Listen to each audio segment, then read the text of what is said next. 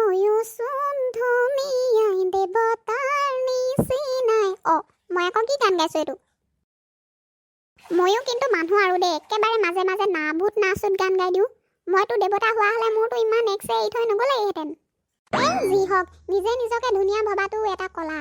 ময়ো আৰু আজিৰ পৰা নিজে নিজকে ধুনীয়া বুলিয়ে ভাবিব লাগিব। কি হ'ল দুষ্টি?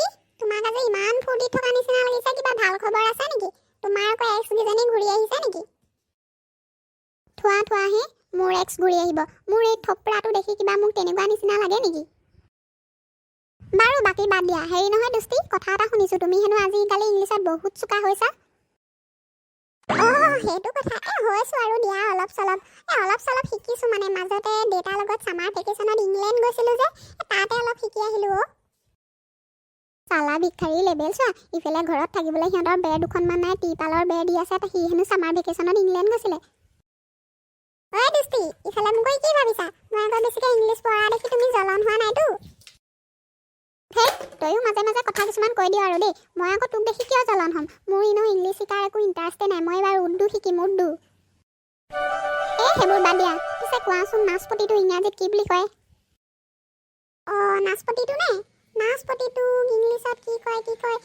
ডান্স হাজবেণ্ড আকৌ। হে হৰি, কি শুনিছোঁ? নাচপতিটো আকৌ ইংৰাজীত কেতিয়াৰ পৰা ডান্স হাজবেণ্ড হ'ল? তুমিও মানে আৰু দুষ্টি দেই। কেলে এইফালে নাচ মানে ডান্স, পতি মানে হাজবেণ্ড, এতিয়া দুইটা মিলাই হ'ল ডান্স হাজবেণ্ড।